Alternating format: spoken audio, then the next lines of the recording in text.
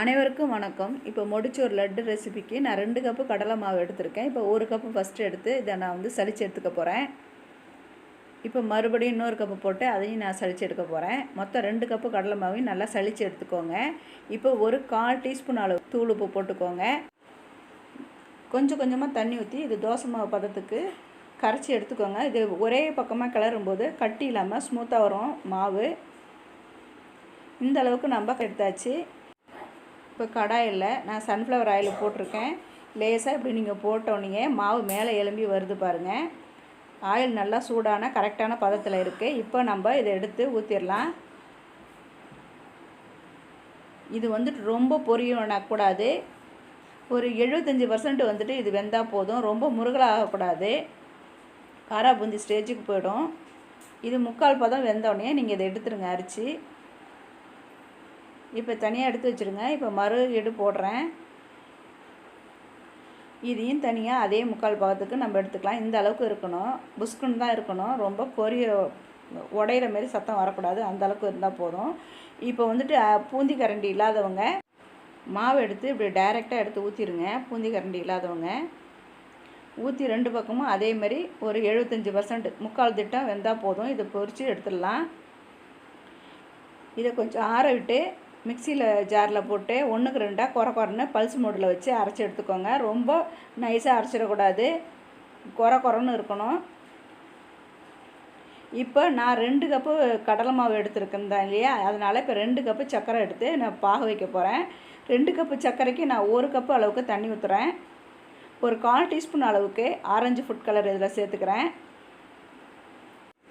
சர்க்கரையும் ஏலக்காயும் பொடிச்சது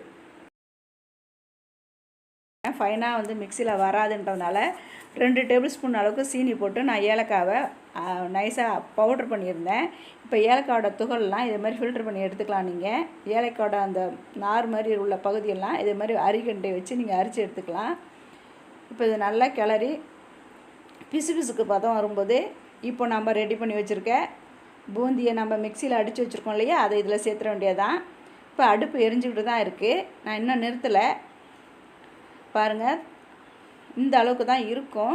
பயப்பட வேணாம். நீங்கள் ஒரு 2 நிமிஷத்துக்கு இதை நல்லா கிளறி விடுங்க. தண்ணியாக தான் தெரியும் உங்களுக்கு. நிறைய அது மேலே முந்திரி காஞ்ச திராட்சை இருந்தால் கூட நீங்கள் போட்டுக்கலாம்.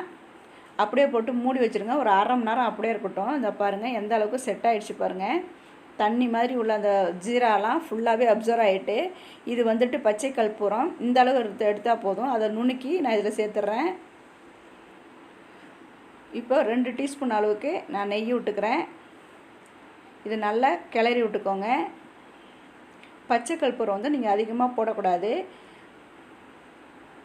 ஒரு பிஞ்சு அளவுக்கும் பாதி தான் போடணும். நான் 1/2 பிஞ்சு அளவுக்கு தான் இந்த பச்சை கற்பூரம் இதில் சேர்த்துருக்கேன். நிறையா போட்டிங்கனாக்கா சாப்பிடும்போது திகட்டும். அந்த ஸ்மெல்லு நல்லாவே இருக்காது.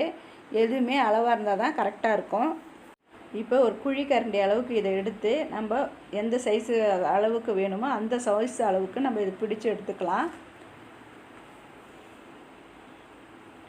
நான் இந்த 2 கப்பு மாவுக்கு மொத்தம் 23 உருண்டைகள் வந்துச்சு. இது ஃபேமிலிக்கும் இல்லை பக்கத்து வீட்டுக்கும் சேர்ந்தே கொடுக்கலாம்.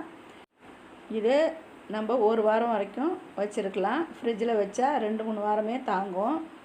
பிடிச்சிருந்தால் லைக் பண்ணுங்கள். ஜூஸியான லட்டு முடிச்சூர் லட்டு ரெடி ஆகிடுச்சு. பிடிச்சிருந்தால் லைக் பண்ணி ஷேர் பண்ணி கமெண்ட் பண்ணுங்கள். நன்றி, வணக்கம்.